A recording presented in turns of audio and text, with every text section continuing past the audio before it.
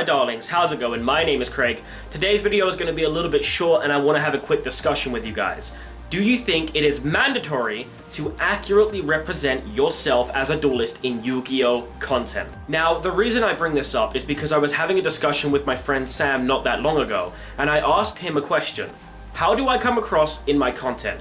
His response to me was pretty much what I expected after recently viewing some of my content, but not what I wanted to hear. He said to me that I come across as sort of an experienced casual that's looking to get better at the game. Now, this only slightly upset me because after looking at some of my recent content prior to asking this question, I realized that I do sometimes come across as that kind of duelist. However, that's not how I actually am.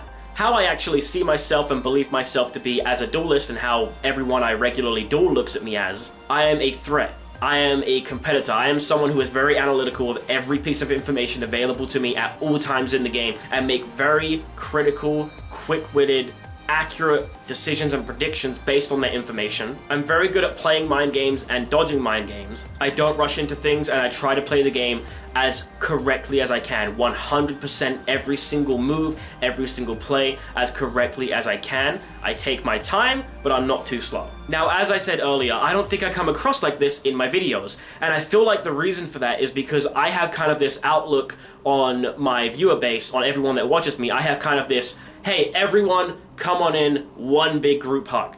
I try to appeal and open up to every single type of player, whether they're veterans or whether they're newbies or, you know, slightly experienced casuals. I try to come across to everyone as a content creator that they can watch. Do I think I could do this better? Absolutely, and I'm always trying to improve that. But I wanted to know from you guys as a question, since I've been thinking about this lately, do you think it's mandatory to come across as accurately as you can on camera in Yu-Gi-Oh! Content to assert the authority you believe you have? Like I said, I try not to do that. I try to appeal to everyone. I try not to go, hey, listen to me. I've done all of this. I played all these duels. I'm this experienced. I know all of this. I am an authority figure. I try not to come across like that. Instead, I try to go, hey, you know what? I'm quite experienced. Let me help you out. I try to do that to the newbies, and I sort of give a nudge and a wink to the more experienced players. And I want to know if you think that's detrimental or whether or not you think that's a good thing to Yu-Gi-Oh! Content creators, whether or not you think people should be open-armed or should perhaps try to be more of an authority figure. My personal opinion is that there should absolutely be a balance point, as my opinion is on most subjects like this. I'm not one side or the other. I think there should be a balance point. When it comes to important topics, you should assert some authority on it. However, I feel like that can go too far. Now, I'm not going to name any channels, but when I look at a lot of bigger Yu-Gi-Oh! Channels, I see a very important issue, something that's going wrong here. I see people who are in this position of power with a big viewer base and a large audience,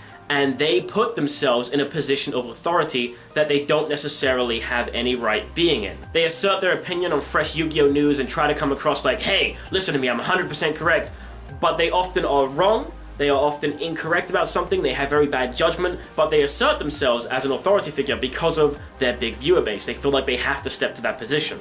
And when it goes that far, when it goes too far, my opinion is that people should definitely step back and take a look at perhaps the misinformation they might be spreading by taking that position.